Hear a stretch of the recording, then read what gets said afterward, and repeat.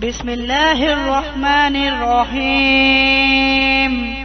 شروع اللہ کا نام لے کر جو بڑا مہربان نہایت رحم والا ہے۔ ہوتے رہنا کہ فساد نابود ہو جائے اور ملک میں اللہ ہی کا دین غالب ہو جائے۔ پھر اگر وہ فساد سے باز آ جائیں تو ظالموں کے سوا کسی پر زیادتی نہیں کرنی چاہیے۔ ادب کا مہینہ ادب کے مہینے کے مقابل ہے اور ادب کی چیزیں ایک دوسرے کا بدلہ ہیں۔ پس اگر کوئی تم پر زیادتی کرے تو جیسی زیادتی وہ تم پر کرے ویسی ہی تم اس پر کرو،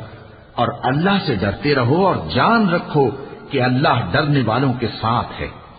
اور اللہ کی راہ میں مال خرچ کرو اور اپنے آپ کو ہلاکت میں نہ ڈالو، اور نیکی کرو، بے شک اللہ نیکی کرنے والوں کو دوست رکھتا ہے۔ اور اللہ کی خوشنودی کے لیے حج اور عمرے کو پورا کرو، اور اگر راستے میں روک لیے جاؤ تو جیسی قربانی میسر ہو کر دو، اور جب تک قربانی اپنے مقام پر نہ پہنچ جائے سر نہ منڈاؤ۔ اور اگر کوئی تم میں بیمار ہو یا اس کے سر میں کسی طرح کی تکلیف ہو تو اگر وہ سر منڈا لے تو اس کے بدلے روزے رکھے یا صدقہ دے یا قربانی کرے۔ پھر جب تکلیف دور ہو کر تم مطمئن ہو جاؤ تو جو تم میں حج کے وقت تک عمرے سے فائدہ اٹھانا چاہے وہ جیسی قربانی میسر ہو کرے، اور جس کو قربانی نہ ملے وہ 3 روزے ایام حج میں رکھے اور 7 جب واپس ہو، یہ پورے 10 ہوئے۔ یہ حکم اس شخص کے لیے ہے جس کے اہل و عیال مکے میں نہ رہتے ہوں۔ اور اللہ سے ڈرتے رہو اور جان رکھو کہ اللہ سخت عذاب دینے والا ہے۔ حج کے مہینے معین ہیں جو معلوم ہیں، تو جو شخص ان مہینوں میں حج کی نیت کر لے تو حج کے دنوں میں نہ عورتوں سے اختلاط کرے، نہ کوئی برا کام کرے اور نہ کسی سے جھگڑے، اور جو نیک کام تم کرو گے وہ اللہ کو معلوم ہو جائے گا۔ اور زاد راہ یعنی رستے کا خرچ ساتھ لے جاؤ، کیونکہ بہترین زاد راہ پرہیزگاری ہے۔ اور اے اہل عقل مجھی سے ڈرتے رہو، اس کا تمہیں کچھ گناہ نہیں کہ حج کے دنوں میں بذریعہ تجارت اپنے پروردگار سے روزی طلب کرو۔ اور جب عرفات سے واپس ہونے لگو تو مشعر حرام یعنی مزدلفہ میں اللہ کا ذکر کرو، اور اس طرح ذکر کرو جس طرح اس نے تم کو سکھایا، اور اس سے پیشتر تم لوگ ان طریقوں سے محض ناواقف تھے۔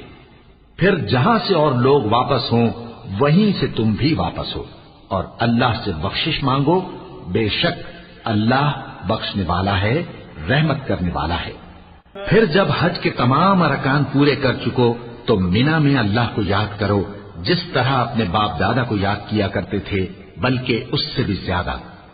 اور بعض لوگ ایسے ہیں جو اللہ سے التجا کرتے ہیں کہ اے پروردگار ہم کو جو دینا ہے دنیا ہی میں دے دے، اور ایسے لوگوں کا آخرت میں کچھ حصہ نہیں۔ اور بعض ایسے ہیں کہ دعا کرتے ہیں کہ پروردگار ہم کو دنیا میں بھی نعمت عطا فرما اور آخرت میں بھی نعمت بخشیو اور دوزخ کے عذاب سے محفوظ رکھیو۔ یہی لوگ ہیں جن کے لیے ان کے کاموں کا حصہ یعنی اجر نیک تیار ہے، اور اللہ جلد حساب لینے والا ہے۔ اور قیام منی کے دنوں میں جو گنتی کے دن ہیں اللہ کو یاد کرو، اگر کوئی جلدی کرے اور 2 ہی دن میں چل دے تو اس پر بھی کچھ گناہ نہیں، اور جو بات تک ٹھہرا رہے اس پر بھی کچھ گناہ نہیں۔ یہ باتیں اس شخص کے لیے ہیں جو اللہ سے ڈرے، اور تم لوگ اللہ سے ڈرتے رہو اور جان رکھو کہ تم سب اس کے پاس جمع کیے جاؤ گے۔ اور کوئی شخص تو ایسا ہے جس کی گفتگو دنیا کی زندگی میں تم کو دلکش معلوم ہوتی ہے، اور وہ اپنے معافی ضمیر پر یعنی اس بات پر جو اس کے دل میں ہے اللہ کو گواہ بناتا ہے، حالانکہ وہ سخت جھگڑالو ہے۔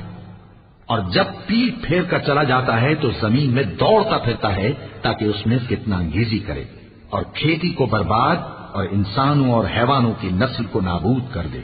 اور اللہ فتنہ انگیزی کو پسند نہیں کرتا۔ اور جب اس سے کہا جاتا ہے کہ اللہ سے خوف کر تو غرور اس کو گناہ میں پھنسا دیتا ہے، سو اس کو جہنم کافی ہے اور وہ بہت برا ٹھکانہ ہے۔ اور کوئی شخص ایسا ہے کہ اللہ کی خوشنودی حاصل کرنے کے لیے اپنی جان بیچ ڈالتا ہے، اور اللہ بندوں پر بہت مہربان ہے۔ مومنو اسلام میں پورے پورے داخل ہو جاؤ اور شیطان کے پیچھے نہ چلو، وہ تو تمہارا کھلا دشمن ہے۔ پھر اگر تم احکام روشن پہنچ جانے کے بعد لڑکھڑا جاؤ تو جان رکھو کہ اللہ غالب ہے، حکمت والا ہے۔ کیا یہ لوگ اسی بات کے منتظر ہیں کہ ان پر اللہ کا عذاب بادل کے سائبانوں میں نازل ہو اور فرشتے بھی اتر آئیں اور کام تمام کر دیا جائے؟ اور سب کاموں کا رجوع اللہ ہی کی طرف ہے۔ اے پیغمبر، بنی اسرائیل سے پوچھو کہ ہم نے ان کو کتنی کھلی نشانیاں دی، اور جو شخص اللہ کی نعمت کو اپنے پاس آنے کے بعد بدل دے تو اللہ سخت عذاب کرنے والا ہے۔ اور جو کافر ہیں ان کے لیے دنیا کی زندگی خوشنما کر دی گئی ہے اور وہ مومنوں سے تمسخر کرتی ہیں، لیکن جو پرہیزگار ہیں وہ قیامت کے دن ان سے اوپر ہوں گے، اور اللہ جس کو چاہتا ہے بے حساب رزق دیتا ہے۔ پہلے تو سب لوگوں کا ایک ہی مذہب تھا، لیکن وہ آپس میں اختلاف کرنے لگے تو اللہ نے ان کی طرف بشارت دینے والے اور ڈر سنانے والے پیغمبر بھیجے اور ان پر سچائی کے ساتھ کتابیں نازل کی تاکہ جن امور میں لوگ اختلاف کرتے تھے ان کا ان میں فیصلہ کر دے۔ اور اس میں اختلاف بھی انہی لوگوں نے کیا جن کو کتاب دی گئی تھی، باوجود کہ ان کے پاس کھلے ہوئے احکام آ چکے تھے،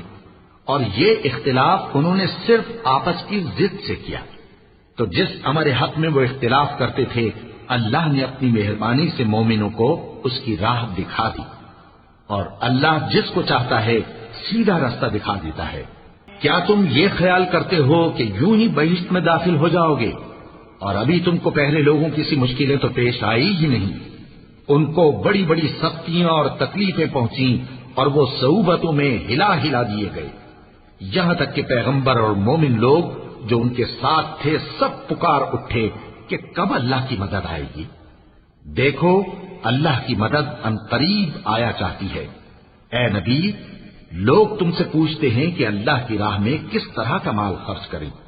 کہہ دو کہ جو چاہو خرچ کرو، لیکن جو مال خرچ کرنا چاہو وہ درجہ بدرجہ اہل استحقاق یعنی ماں باپ کو اور قریب کے رشتہ داروں کو اور یتیموں کو اور محتاجوں کو اور مسافروں کو سب کو دو، اور جو بھلائی تم کرو گے اللہ اس کو جانتا ہے۔ مسلمانوں، تم پر اللہ کے رستے میں لڑنا فرض کر دیا گیا ہے، اور وہ تمہیں ناگوار تو ہوگا، مگر عجب نہیں کہ ایک چیز تم کو بری لگے اور وہ تمہارے حق میں بھلی ہو، اور عجب نہیں کہ ایک چیز تم کو بھلی لگے اور وہ تمہارے لیے مضر ہو، اور ان باتوں کو اللہ ہی بہتر جانتا ہے اور تم نہیں جانتے۔ اے پیغمبر، لوگ تم سے عزت والے مہینوں میں لڑائی کرنے کے بارے میں دریافت کرتے ہیں، کہہ دو کہ ان میں لڑنا بڑا گناہ ہے، اور اللہ کی راہ سے روکنا اور اس سے کفر کرنا اور مسجد حرام یعنی خانہ کعبہ میں جانے سے بند کرنا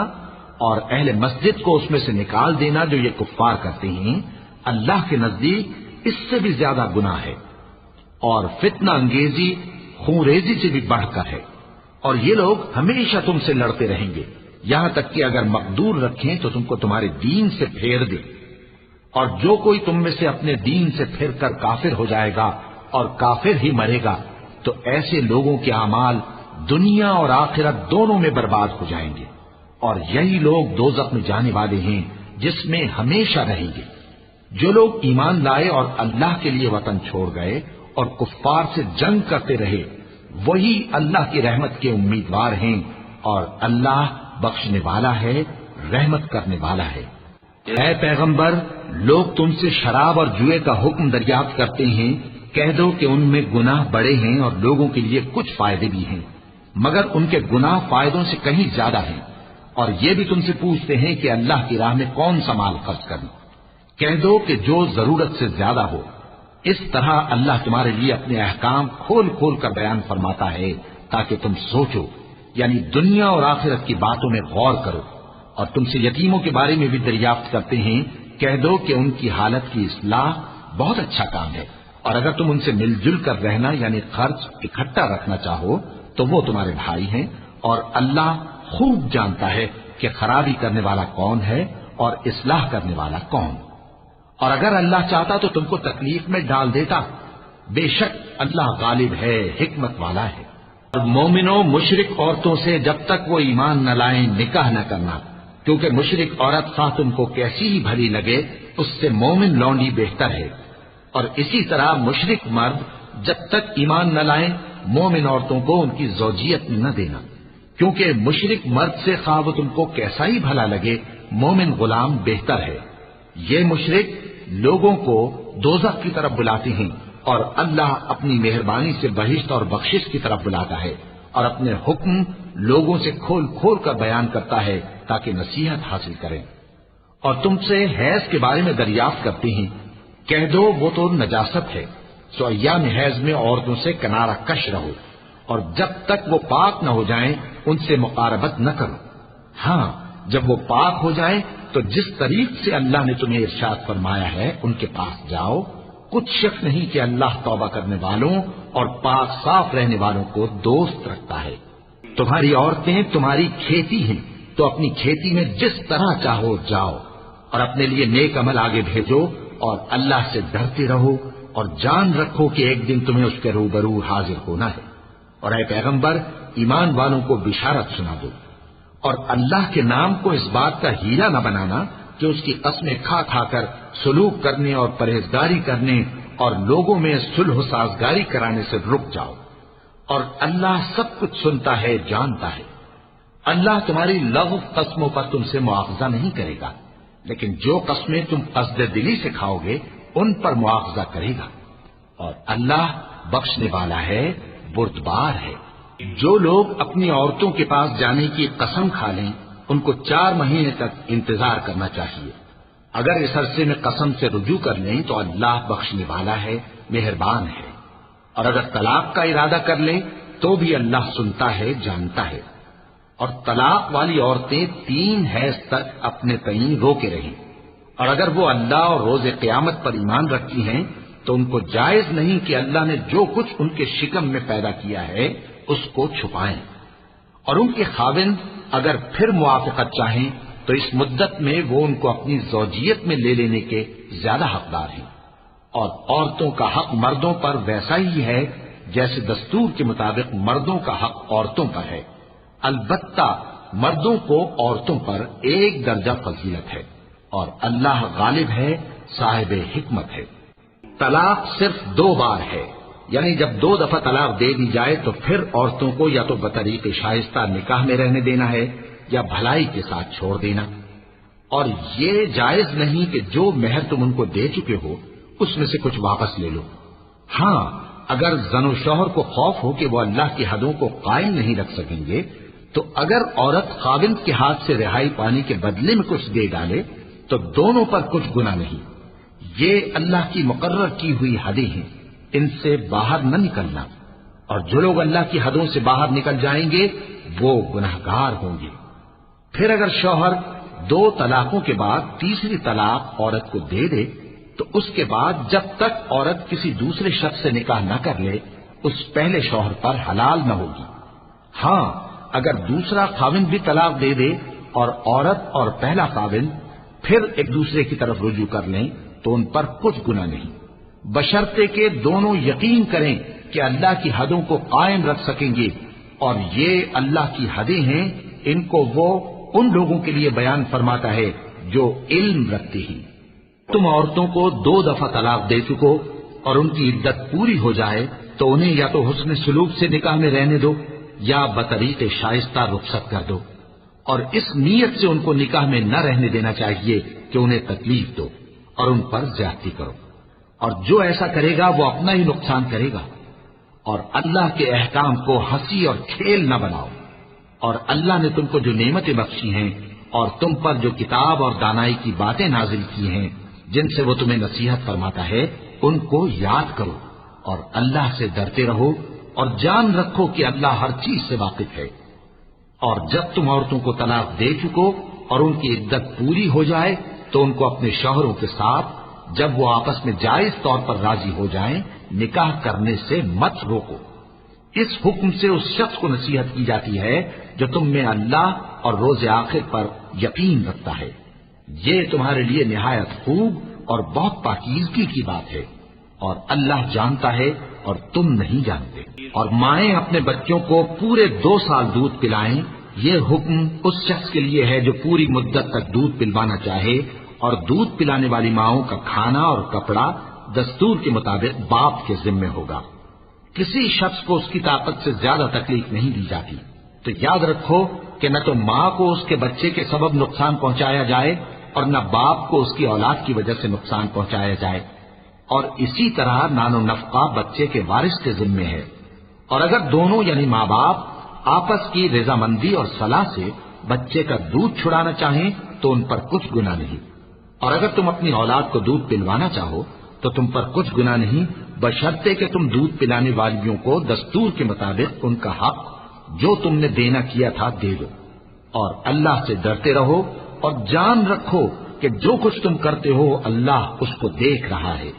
اور جو لوگ تم میں سے مر جائیں اور عورتیں چھوڑ جائیں تو وہ عورتیں 4 مہینے اور 10 دن اپنے آپ کو روکے رہیں، اور جب یہ عدت پوری کر چکیں اور اپنے حق میں پسندیدہ کام یعنی نکاح کر لیں تو تم پر کچھ گناہ نہیں، اور اللہ تمہارے سب کاموں سے واقف ہے۔ اگر تم اشارے کنائے میں عورتوں کو نکاح کا پیغام بھیجو یا نکاح کی خواہش کو اپنے دلوں میں مخفی رکھو تو تم پر کچھ گناہ نہیں، اللہ کو معلوم ہے کہ تم ان سے نکاح کا ذکر کرو گے، مگر ایام عدت میں اس کے سوا کے دستور کے مطابق کوئی بات کہہ دو، پوشیدہ طور پر ان سے قول و قرار نہ کرنا، اور جب تک عدت پوری نہ ہو لے نکاح کا پختہ ارادہ نہ کرنا، اور جان رکھو کہ جو کچھ تمہارے دلوں میں ہے اللہ کو سب معلوم ہے، تو اس سے ڈرتے رہو اور جان رکھو کہ اللہ بخشنے والا ہے،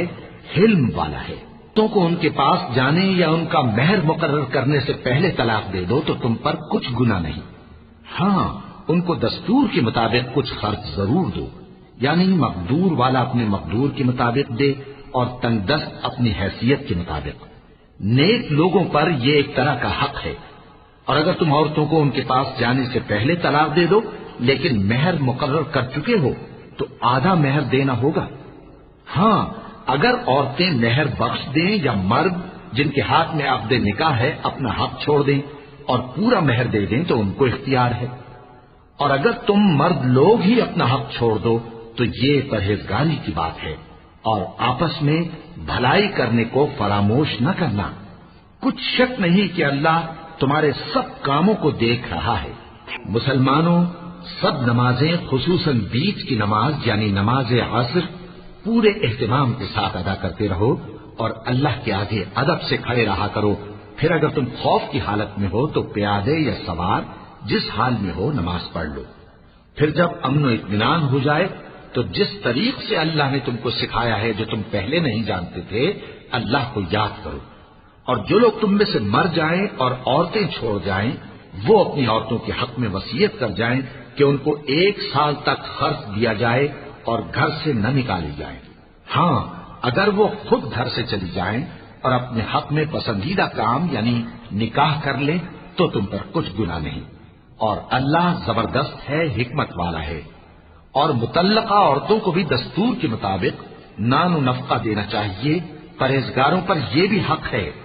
اسی طرح اللہ اپنے احکام تمہارے لیے بیان فرماتا ہے تاکہ تم سمجھو۔ بھلا تم نے ان لوگوں کو نہیں دیکھا جو شمار میں ہزاروں ہی تھے اور موت کے ڈر سے اپنے گھروں سے نکل بھاگے تھے، تو اللہ نے ان کو حکم دیا کہ مر جاؤ، پھر ان کو زندہ بھی کر دیا۔ کچھ شک نہیں کہ اللہ لوگوں پر مہربانی رکھتا ہے، لیکن اکثر لوگ شکر نہیں کرتے۔ اور مسلمانوں، اللہ کی راہ میں جہاد کرو اور جان رکھو کہ اللہ سب کچھ سنتا ہے، سب کچھ جانتا ہے۔ کون ہے کہ اللہ کو قرض حسنہ دے کہ وہ اس کے بدلے اس کو کئی گنا زیادہ دے گا، اور اللہ ہی روزی کو تنگ کرتا اور وہی اسے کشادہ کرتا ہے، اور تم اسی کی طرف لوٹ کر جاؤ گے۔ بھلا تم نے بنی اسرائیل کی ایک جماعت کو نہیں دیکھا جس نے موسیٰ کے بعد اپنے پیغمبر سے کہا کہ آپ ہمارے لیے ایک بادشاہ مقرر کر دیں تاکہ ہم اللہ کی راہ میں جہاد کریں؟ پیغمبر نے کہا کہ اگر تم کو جہاد کا حکم دیا جائے تو ایسا تو نہیں کہ لڑنے سے پہلو ہی کرو۔ وہ کہنے لگے کہ ہم اللہ کی راہ میں کیوں نہ لڑیں گے جبکہ ہم وطن سے خارج اور بال بچوں سے جدا کر دیے گئے۔ پھر جب ان کو جہاد کا حکم دیا گیا تو چند اشخاص کے سوا سب پھر گئے، اور اللہ ظالموں سے خوب واقف ہے۔ اور پیغمبر نے ان سے یہ بھی کہا کہ اللہ نے تم پر طالوت کو بادشاہ مقرر فرمایا ہے۔ وہ بولے کہ اسے ہم پر بادشاہی کا حق کیوں کر ہو سکتا ہے؟ اس سے بڑھ کر بادشاہی کے مستحق تو ہم ہیں، اور اس کے پاس تو بہت سی دولت بھی نہیں۔ پیغمبر نے کہا کہ اللہ نے اس کو تم پر فضیلت دی ہے اور بادشاہی کے لیے منتخب فرمایا ہے۔ اس نے اسے علم بھی بہت سا بخشا ہے اور تن و توش بھی بڑا عطا کیا ہے، اور اللہ کو اختیار ہے جسے چاہے بادشاہی بخشے، وہ بڑا کشائش والا ہے، دانا ہے۔ اور پیغمبر نے ان سے کہا کہ ان کی یعنی طالوت کی بادشاہی کی نشانی یہ ہے کہ تمہارے پاس وہ صندوق آئے گا جس کو فرشتے اٹھائے ہوئے ہوں گے، اس میں تمہارے پروردگار کی طرف سے تسلی بخشنے والی چیز ہوگی اور کچھ اور چیزیں بھی ہوں گی جو موسیٰ اور ہارون چھوڑ گئے تھے۔ اگر تم ایمان رکھتے ہو تو یہ تمہارے لیے ایک بڑی نشانی ہے۔ غرض جب طالوت فوجیں لے کر روانہ ہوا تو اس نے ان سے کہا کہ اللہ ایک نہر سے تمہاری آزمائش کرنے والا ہے، جو شخص اس میں سے پانی پی لے گا اس کی نسبت تصور کیا جائے گا کہ وہ میرا نہیں، اور جو نہ پیے گا وہ سمجھا جائے گا کہ میرا ہے۔ ہاں اگر کوئی ہاتھ سے چلو بھر پانی لے لے تو خیر۔ جب وہ لوگ نہر پر پہنچے تو چند آدمیوں کے سوا سب نے پانی پی لیا۔ پھر جب طالوت اور مومن لوگ جو اس کے ساتھ تھے نہر کے پار ہو گئے تو کہنے لگے کہ آج ہم میں جالوت اور اس کے لشکر سے مقابلہ کرنے کی طاقت نہیں۔ جو لوگ یقین رکھتے تھے کہ ان کو اللہ کے روبرو حاضر ہونا ہے، وہ کہنے لگے کہ بسا اوقات تھوڑی سی جماعت نے اللہ کے حکم سے بڑی جماعت پر فتح حاصل کی ہے، اور اللہ ثابت قدم رہنے والوں کے ساتھ ہے۔ اور جب وہ لوگ جالوت اور اس کے لشکر کے مقابل میں آئے تو اللہ سے دعا کی کہ اے پروردگار، ہم پر صبر کے دہانے کھول دے اور ہمیں لڑائی میں ثابت قدم رکھ اور لشکر کفار پر فتح یاب کر۔ تو طالوت کی فوج نے اللہ کے حکم سے ان کو شکست دے دی، اور داؤد نے جالوت کو قتل کر ڈالا، اور اللہ نے ان کو بادشاہی اور دانائی بخشی اور جو کچھ چاہا سکھایا۔ اور اگر اللہ لوگوں کو ایک دوسرے پر چڑھائی اور حملہ کرنے سے نہ ہٹاتا رہتا تو کرۂ ارض تباہ ہو جاتا، لیکن اللہ اہل عالم پر بڑا مہربان ہے۔ یہ اللہ کی آیتیں ہیں جو ہم تم کو سچائی کے ساتھ پڑھ کر سناتے ہیں، اور اے محمد صلی اللہ علیہ وآلہ وسلم تم بلا شبہ پیغمبروں میں سے ہو۔ یہ پیغمبر جو ہم وقتاً فوقتاً بھیجتے رہے ہیں، ان میں سے ہم نے بعض کو بعض پر فضیلت دی ہے، بعض ایسے ہیں جن سے اللہ نے گفتگو کی، اور بعض کے دوسرے امور میں مرتبے بلند کیے، اور عیسیٰ ابن مریم کو ہم نے کھلی ہوئی نشانیاں عطا کی اور روح القدس سے ان کو مدد دی، اور اگر اللہ چاہتا تو ان سے پچھلے لوگ اپنے پاس کھلی نشانیاں آنے کے بعد آپس میں نہ لڑتے، لیکن انہوں نے اختلاف کیا تو ان میں سے بعض تو ایمان لے آئے اور بعض کافر ہی رہے۔ اور اگر اللہ چاہتا تو یہ لوگ باہم جنگ و قتال نہ کرتے، لیکن اللہ جو چاہتا ہے کرتا ہے۔ اے ایمان والو، جو مال ہم نے تم کو دیا ہے اس میں سے اس دن کے آنے سے پہلے پہلے خرچ کر لو جس میں نہ اعمال کا سودا ہو اور نہ دوستی اور سفارش ہو سکے، اور کفر کرنے والے لوگ ظالم ہیں۔ اللہ وہ معبود برحق ہے کہ اس کے سوا کوئی عبادت کے لائق نہیں، زندہ ہے، سب کو تھامنے والا، اسے نہ اونگ آتی ہے نہ نیند، جو کچھ آسمانوں میں اور جو کچھ زمین میں ہے سب اسی کا ہے۔ کون ہے کہ اس کی اجازت کے بغیر اس سے کسی کی سفارش کر سکے؟ جو کچھ لوگوں کے روبرو ہو رہا ہے اور جو کچھ ان کے پیچھے ہو چکا ہے اسے سب معلوم ہے، اور لوگ اس کی معلومات میں سے کسی چیز پر دسترس حاصل نہیں کر سکتے۔ ہاں جس قدر وہ چاہتا ہے اسی قدر معلوم کرا دیتا ہے۔ اس کی بادشاہی اور علم آسمان اور زمین سب پر حاوی ہے، اور اسے ان کی حفاظت کچھ بھی دشوار نہیں۔ وہ بڑا عالی رتبہ ہے، جلیل القدر ہے۔ دین اسلام میں کوئی زبردستی نہیں ہے، ہدایت صاف طور پر ظاہر اور گمراہی سے الگ ہو چکی ہے۔ تو جو شخص بتوں سے اعتقاد نہ رکھے اور اللہ پر ایمان لائے، اس نے ایسی مضبوط رسی ہاتھ میں پکڑ لی ہے جو کبھی ٹوٹنے والی نہیں، اور اللہ سب کچھ سنتا ہے، سب کچھ جانتا ہے۔ جو لوگ ایمان لائے ہیں ان کا دوست اللہ ہے کہ اندھیرے سے نکال کر روشنی میں لے جاتا ہے، اور جو کافر ہیں ان کے دوست شیطان ہیں کہ ان کو روشنی سے نکال کر اندھیرے میں لے جاتے ہیں۔ یہی لوگ اہل دوزخ ہیں کہ اس میں ہمیشہ رہیں گے۔ بھلا تم نے اس شخص کو نہیں دیکھا جو اس غرور کے سبب سے کہ اللہ نے اس کو سلطنت بخشی تھی ابراہیم سے اپنے پروردگار کے بارے میں جھگڑنے لگا؟ جب ابراہیم نے کہا میرا پروردگار تو وہ ہے جو زندگی دیتا ہے اور موت دیتا ہے، وہ بولا کہ زندگی اور موت تو میں بھی دے سکتا ہوں۔ ابراہیم نے کہا کہ اللہ تو سورج کو مشرق سے نکالتا ہے، آپ اسے مغرب سے نکال دیجیے۔ یہ سن کر وہ کافر ہکا بکا رہ گیا، اور اللہ بے انصافوں کو ہدایت نہیں دیا کرتا۔ یا اسی طرح اس شخص کو نہیں دیکھا جس کا ایک بستی پر جو اپنی چھتوں پر گری پڑی تھی گزر ہوا، تو اس نے کہا کہ اللہ اس کے باشندوں کو مرنے کے بعد کیوں کر زندہ کرے گا؟ تو اللہ نے اس کی روح قبض کر لی اور 100 برس تک اس کو مردہ رکھا۔ پھر اس کو جلا اٹھایا اور پوچھا تم کتنا عرصہ مرے پڑے رہے ہو؟ اس نے جواب دیا کہ 1 دن یا اس سے بھی کم۔ اللہ نے فرمایا نہیں بلکہ 100 برس مرے رہے ہو، اور اپنے کھانے پینے کی چیزوں کو دیکھو کہ اتنی مدت میں مطلق سڑی بسی نہیں، اور اپنے گدھے کو بھی دیکھو جو مرا پڑا ہے۔ غرض ان باتوں سے یہ ہے کہ ہم تم کو لوگوں کے لیے اپنی قدرت کی نشانی بنائیں، اور ہاں گدھے کی ہڈیوں کو دیکھو کہ ہم ان کو کس طرح جوڑے دیتے اور ان پر کس طرح گوشت پوست چڑھائے دیتے ہیں۔ جب یہ واقعات اس کے مشاہدے میں آئے تو بول اٹھا کہ میں یقین کرتا ہوں کہ اللہ ہر چیز پر قادر ہے۔ اور جب ابراہیم نے اللہ سے عرض کیا کہ اے پروردگار مجھے دکھا کہ تو مردوں کو کیوں کر زندہ کرے گا، اللہ نے فرمایا کیا تم نے اس بات کا یقین نہیں کیا؟ انہوں نے کہا کیوں نہیں، لیکن میں دیکھنا اس لیے چاہتا ہوں کہ میرا دل اطمینان کامل حاصل کر لے۔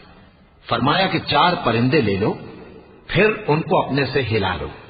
اور ان کے ٹکڑے ٹکڑے کر دو، پھر ان کا ایک ایک ٹکڑا ہر ایک پہاڑ پر رکھ دو، پھر ان کو بلاؤ تو وہ تمہارے پاس دوڑتے چلے آئیں گے،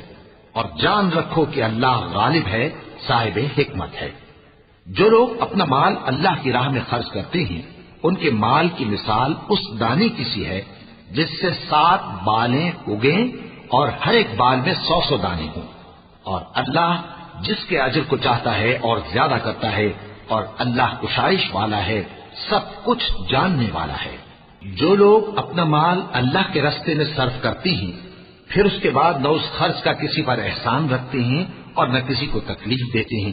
ان کا صلہ ان کے پروردگار کے پاس تیار ہے، اور قیامت کے روز نہ ان کو کچھ خوف ہوگا اور نہ وہ غمگین ہوں گے۔ جس خیرات کے دینے کے بعد لینے والے کو ایذا دی جائے اس سے تو نرم بات کہہ دینی اور درگزر کرنا بہتر ہے، اور اللہ بے نیاز ہے، بردبار ہے۔ مومنوں اپنے صدقات و خیرات احسان رکھنے اور ایذا دینے سے اس شخص کی طرح برباد نہ کر دینا جو لوگوں کو دکھاوے کے لیے مال خرچ کرتا ہے اور اللہ اور روز آخر پر ایمان نہیں رکھتا، تو اس کے مال کی مثال اس چٹان کی سی ہے جس پر تھوڑی سی مٹی پڑی ہو اور اس پر زور کا مے برس کر اسے صاف کر ڈالے۔ اسی طرح یہ ریاکار لوگ اپنے اعمال کا کچھ بھی صلہ حاصل نہیں کر سکیں گے، اور اللہ ایسے ناشکروں کو ہدایت نہیں دیا کرتا۔ اور جو لوگ اللہ کی خوشنودی حاصل کرنے کے لیے اور خلوص نیت سے اپنا مال خرچ کرتے ہیں ان کی مثال ایک باغ کی سی ہے جو اونچی جگہ پر واقع ہو، جب اس پر زور کا مے پڑے تو دگنا پھل لائے، پھر اگر مے نہ بھی پڑے تو خیر پھوار ہی صحیح، اور اللہ تمہارے کاموں کو دیکھ رہا ہے۔ بھلا تم میں کوئی یہ چاہتا ہے کہ اس کا کھجوروں اور انگوروں کا باغ ہو جس میں نہریں بہ رہی ہوں اور اس میں اس کے لیے ہر قسم کے میوے موجود ہوں، اور اسے بڑھاپا آ پکڑے اور اس کے ننھے ننھے بچے بھی ہوں، تو ناگہاں اس باغ پر آگ کا بھرا ہوا بگولا چلے، پس وہ جل جائے۔ اس طرح اللہ تم سے اپنی آیتیں کھول کھول کر بیان فرماتا ہے تاکہ تم سوچو اور سمجھو۔ مومنو، جو پاکیزہ اور عمدہ مال تم کماتے ہو اور جو چیزیں ہم تمہارے لیے زمین سے نکالتے ہیں ان میں سے اللہ کی راہ میں بھی خرچ کرو، اور بری اور ناپاک چیزیں دینے کا قصد نہ کرنا کہ اگر وہ چیزیں تمہیں دی جائیں تو بجز اس کے کہ لیتے وقت آنکھیں بند کر لو، ان کو کبھی نہ لو، اور جان رکھو کہ اللہ بے نیاز ہے، خوبیوں والا ہے۔ شیطان تمہیں تنگ دستی کا خوف دلاتا اور بے حیائی کے کام کرنے کو کہتا ہے، اور اللہ تم سے اپنی بخشش اور رحمت کا وعدہ کرتا ہے، اور اللہ کشائش والا ہے، سب کچھ جاننے والا ہے۔ وہ جس کو چاہتا ہے دانائی بخشتا ہے، اور جس کو دانائی ملی بے شک اس کو بڑی نعمت ملی۔ اور نصیحت تو وہی لوگ قبول کرتے ہیں جو عقل مند ہیں، اور تم اللہ کی راہ میں جس طرح کا خرچ کرو یا کوئی نظر مانو اللہ اس کو جانتا ہے، اور ظالموں کا کوئی مددگار نہ ہوگا۔ اگر تم خیرات ظاہر کر کے دو تو وہ بھی خوب ہے، اور اگر پوشیدہ دو اور دو بھی ضرورت مندوں کو تو یہ تمہارے لیے بہتر ہے، اور اس طرح کا دینا تمہارے گناہوں کو بھی دور کرے گا، اور اللہ کو تمہارے سب کاموں کی خبر ہے۔ اے نبی صلی اللہ علیہ وآلہ وسلم، تم ان لوگوں کی ہدایت کے ذمہ دار نہیں ہو، بلکہ اللہ ہی جس کو چاہتا ہے ہدایت بخشتا ہے۔ اور مومنو، تم جو مال خرچ کرو گے تو اس کا فائدہ تمہیں کو ہے، اور تم تو جو خرچ کرو گے اللہ کی خوشنودی کے لیے کرو گے، اور جو مال تم خرچ کرو گے وہ تمہیں پورا پورا دے دیا جائے گا اور تمہارا کچھ نقصان نہیں کیا جائے گا۔ اور ہاں، تم جو خرچ کرو گے تو ان حاجت مندوں کے لیے جو اللہ کی راہ میں رکے بیٹھے ہیں اور ملک میں کسی طرف جانے کی طاقت نہیں رکھتے اور مانگنے سے آر رکھتے ہیں، یہاں تک کہ نہ مانگنے کی وجہ سے ناواقف شخص ان کو تونگر خیال کرتا ہے، اور تم قیافے سے ان کو صاف پہچان لو کہ حاجت مند ہیں، اور شرم کے سبب لوگوں سے منہ پھوڑ کر اور لپٹ کر نہیں مانگ سکتے۔ اور تم جو مال خرچ کرو گے کچھ شک نہیں کہ اللہ اس کو جانتا ہے۔ جو لوگ اپنا مال رات اور دن اور پوشیدہ اور ظاہر اللہ کی راہ میں خرچ کرتے رہتے ہیں، ان کا صلہ ان کے پروردگار کے پاس ہے، اور ان کو قیامت کے دن نہ کسی طرح کا خوف ہوگا اور نہ غم۔ جو لوگ سود کھاتے ہیں وہ قبروں سے اس طرح حواس باختہ اٹھیں گے جیسے کسی کو جن نے لپٹ کر دیوانہ بنا دیا ہو، یہ اس لیے کہ وہ کہتے ہیں کہ سودا بیچنا بھی تو نفع کے لحاظ سے ویسا ہی ہے جیسے سود لینا، حالانکہ سودے کو اللہ نے حلال کیا ہے اور سود کو حرام۔ تو جس شخص کے پاس اللہ کی نصیحت پہنچی اور وہ سود لینے سے باز آ گیا تو جو پہلے ہو چکا وہ اس کا، اور قیامت میں اس کا معاملہ اللہ کے سپرد۔ اور جو پھر لینے لگا تو ایسے لوگ دوزخی ہیں کہ ہمیشہ دوزخ میں جلتے رہیں گے۔ اللہ سود کو نابود یعنی بے برکت کرتا اور خیرات کی برکت کو بڑھاتا ہے، اور اللہ کسی ناشکر گناہگار کو دوست نہیں رکھتا۔ جو لوگ ایمان لائے اور نیک عمل کرتے اور نماز پڑھتے اور زکات دیتے رہے، ان کو ان کے کاموں کا صلہ اللہ کے ہاں ملے گا، اور قیامت کے دن ان کو نہ کچھ خوف ہوگا اور نہ وہ غمناک ہوں گے۔ مومنو، اللہ سے ڈرو، اور اگر ایمان رکھتے ہو تو جتنا سود باقی رہ گیا ہے اس کو چھوڑ دو۔ پھر اگر ایسا نہ کرو گے تو تم اللہ اور اس کے رسول کی طرف سے اعلان جنگ سن لو، اور اگر توبہ کر لو گے اور سود چھوڑ دو گے تو تم کو اپنی اصل رقم لینے کا حق ہے، جس میں نہ اوروں کا نقصان اور نہ تمہارا نقصان۔ اور اگر قرض لینے والا تنگ دست ہو تو اسے کشائش کے حاصل ہونے تک مہلت دو، اور اگر زر قرض بخش دو تو وہ تمہارے لیے زیادہ اچھا ہے، بشرطے کہ سمجھو۔